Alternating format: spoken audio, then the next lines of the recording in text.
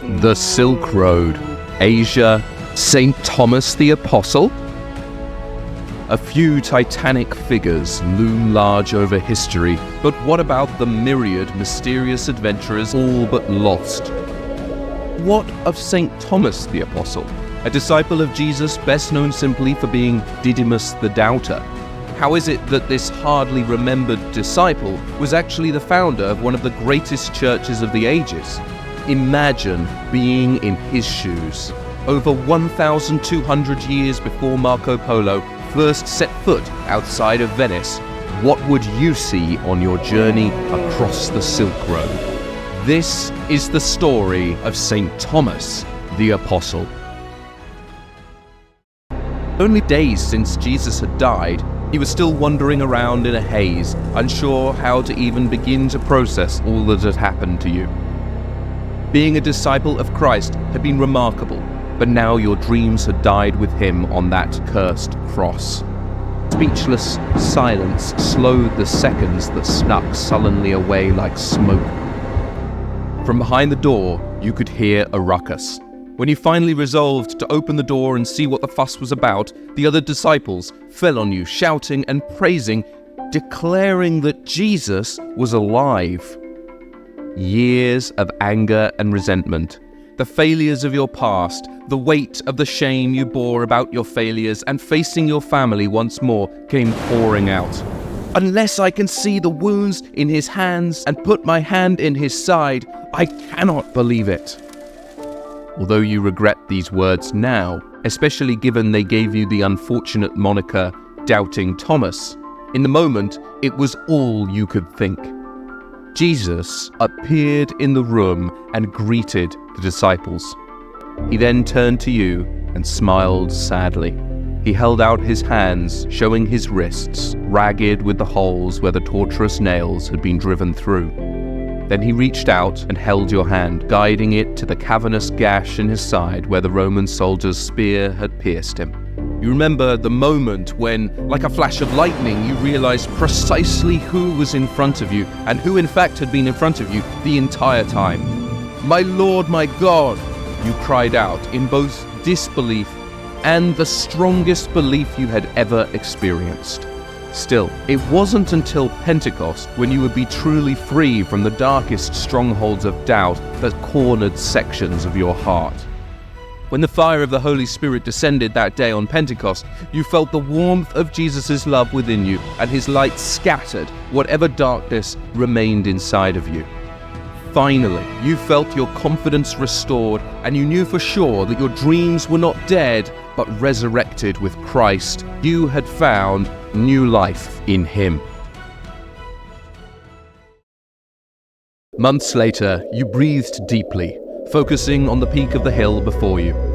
Memories of your first trip to Antioch, North Syria, flooded your mind as you returned to the city and finished the first leg of your journey. The last time you had arrived, you came with thoughts of winning money, but now you could think only of winning souls. Antioch was a counterweight to Jerusalem. It was one of the few cities in the east of the Roman Empire of comparable size to Jerusalem, with a population numbering around 500,000 people. It was the most significant port in Syria, and so saw some of the most valuable imports and exports arriving and leaving at its docks. You recalled only a few years before how you had wished to be arriving here next by boat. Yet, here you were once again on foot, but with a totally new dream and a new hope, more exciting than anything you could have imagined. From your vantage point, you could just about see the top layer of the Colosseum that stood in the city, providing an endless wealth of games and entertainment from Egypt, Arabia, Anatolia, Greece, and even Parthia were all around you. This cemented its status as a major cultural center. This was the city that only decades later St. Paul would enter, converting many more to Christianity. You were here traveling with a band of brothers connected by Christ to establish the church in Assyria, east of modern Syria, in northern Iraq, ancient Parthia.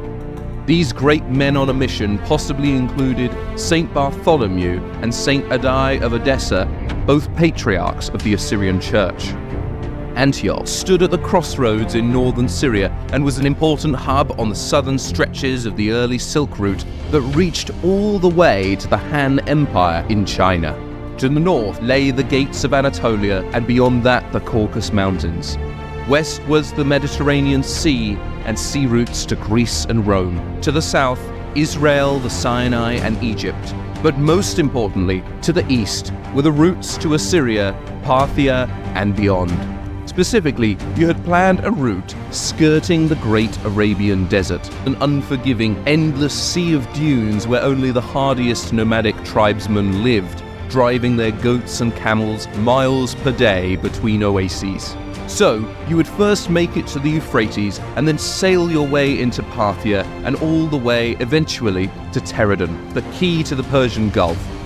Still, you remained a few months in Antioch, conversing and debating in the Jewish quarter and trading stories with merchants landing in the docks. Jews, Syrians, and Greeks alike were fascinated by your party's message of hope, forgiveness, redemption, and resurrection. All through your humble sharing and each small success, you recalled Jesus' parable of the mustard seed, how the smallest of seeds could grow into the mightiest of trees. Eventually, however, your party set off once again with the ancient city of Babylon at the forefront of your imagination. In these far reaches of the empire, civilian strongholds became fewer and fewer, while military installations increased as fear from Parthian invaders forced military build-up at the border. Finally, you reached the mighty Euphrates River, the longest river in Western Asia, stretching 1,740 miles from its source in modern-day Turkey all the way to its mouth, that poured mighty flows into the Persian Gulf. The raggedy docks you approached looked more like a dingy fishing village than a linchpin in east-west trade. This may not have been the most significant of ports, but there were merchants milling around, congregating at some of the watering holes and inns established to service the travellers. You mingled and met with a couple of merchants, but they were not interested in discussion, until you met an older Jewish man, part of the extensive diaspora throughout Parthia. He asked what you were doing this far out from home, and you explained your mission and shared the gospel that it was your duty to carry off to far-off lands. At first, the news of the coming of Israel's Messiah was met with skepticism, but as you told the man of his miracles and the wonderful teachings of Jesus, he became more and more intrigued. Finally, as you described Jesus' death and his resurrection, the man began to sob. You sensed the Spirit of the Lord resting on both of you. You asked if it was okay to pray with him, and he nodded, tears running into his beard. You leaned in and placed your hand on his shoulder, holding the other hand gently up towards heaven. You began to pray. You noticed the man's shoulders drop, and a few more sobs escaped his lungs before the tension seemed to leave his body and then his face. He smiled. The broadest smile you had seen since leaving Jerusalem weeks past. "Stay with me," the man declared. "I have a dwelling in Babylon. My friends and I can find ways to accommodate you all. I also have a boat. We can go south on the Euphrates whenever you wish. But first, you must share with my friends." You inquired about payment, but the man shook his head. "I'm not a wealthy man, but I have spare rooms at home and berth on my boat. Contribute what you can to food and help me sell my wares along the river. Otherwise, the only payment I ask is for more stories of Jesus of Nazareth." He paused and shook his head.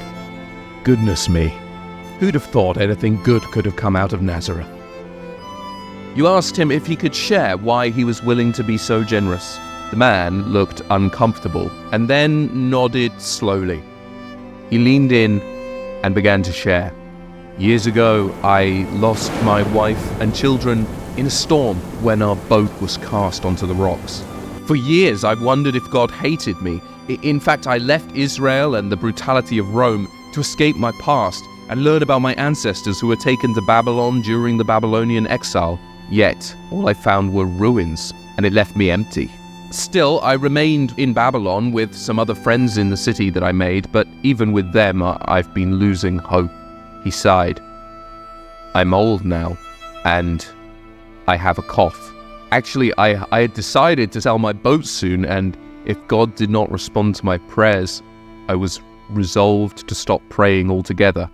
He began to sob again, and then managed through the muffled cries, "But God sent you to share Jesus with me, and now I can feel him in my heart." You shook your head in wonder again, and silently prayed for him as you kept your hand firmly on his shoulder. Awe and wonder. Before you were the ruins of the ancient city of Babylon. You had only ever read about the Babylonian exile in history books, yet here you were. The city of Babylon was once the seat of the Babylonian Empire in ancient Mesopotamia. At one point, it was the greatest city of the ancient world, housing the unfinished Tower of Babel and the Hanging Gardens of Babylon, one of the wonders of the ancient world. Yet, it had been devastated by repeated conquests, destruction, and abandonment over the centuries. Crumbling mud brick walls, broken structures, and collapsed buildings littered the landscape. The once impressive ziggurats and temples that adorned the city were in ruins or reduced to rubble. You traversed the city's waterways in silence.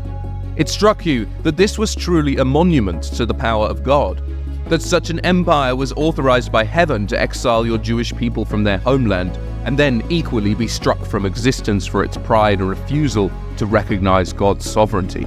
You understood why your traveling partner had felt empty there. Finally, you reached a slightly busier, less run-down part of town which was still inhabited. There, hallmarks of Jewish culture were everywhere, and you recognized immediately that these must be the remnants of the enslaved taken to Babylon during the Babylonian exile. You were greeted with warmth and excitement by the Jewish community. Little did you know that in the ruined city of Israel's greatest defeat, you were planting the seeds of one of the church's greatest victories.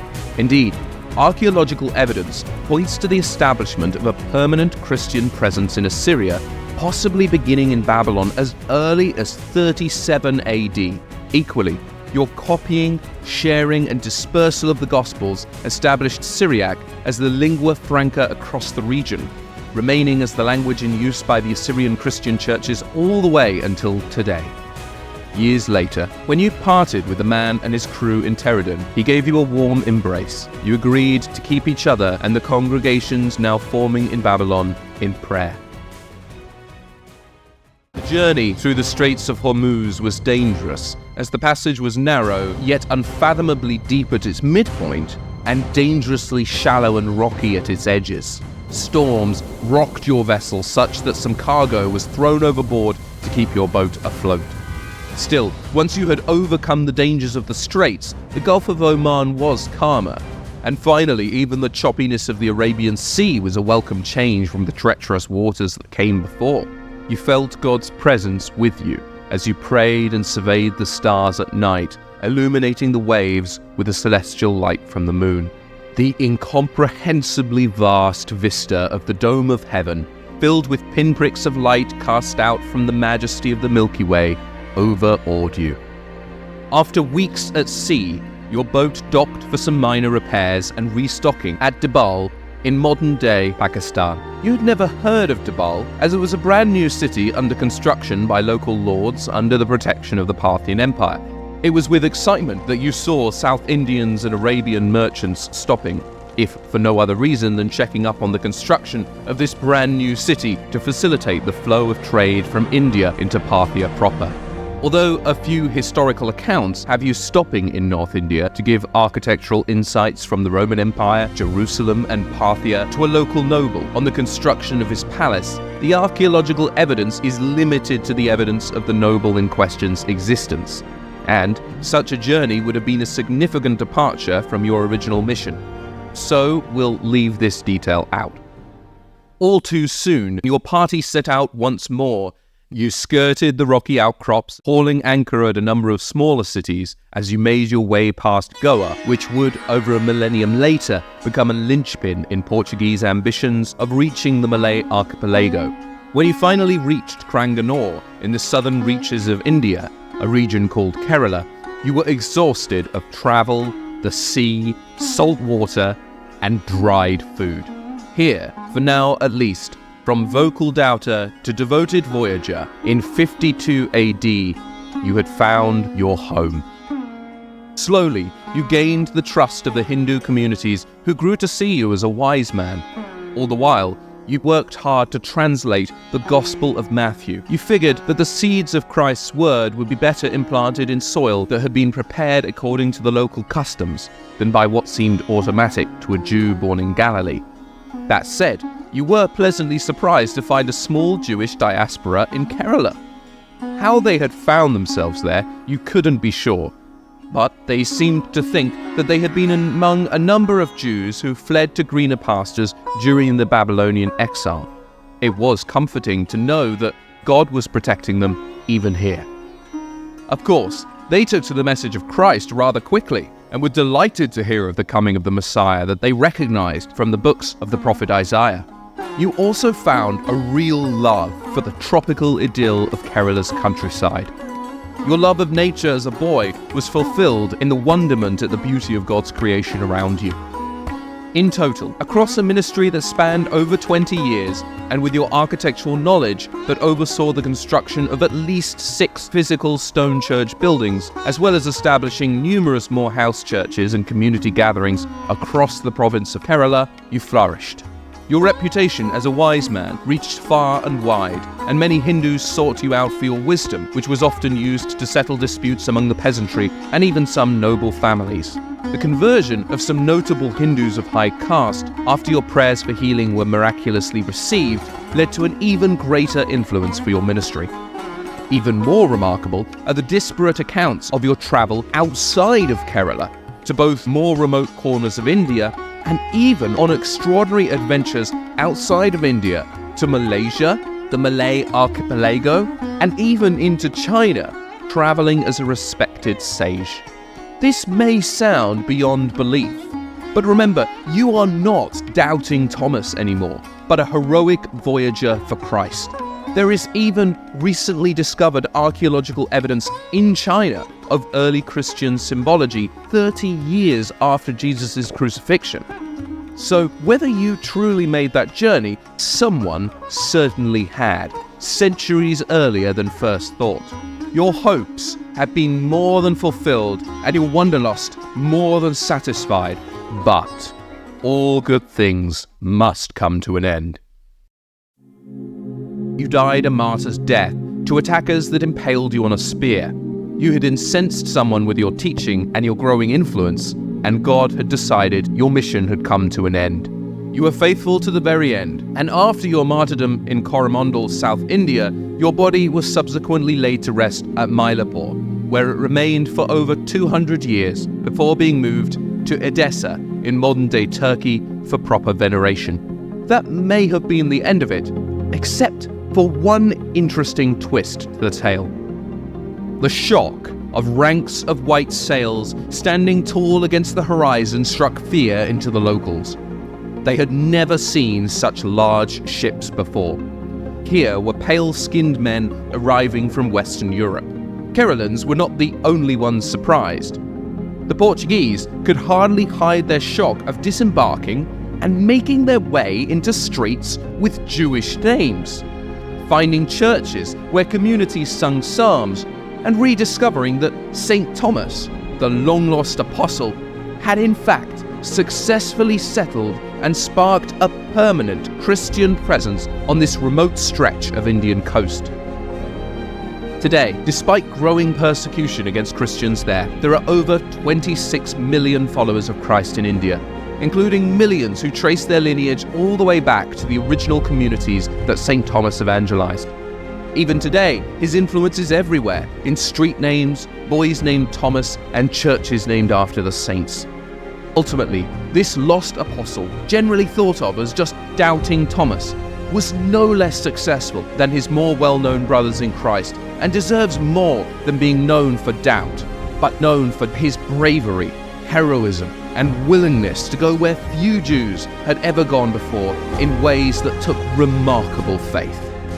Indeed, St. Thomas, the lost apostle now found in Christ, earned his place in God's holy histories.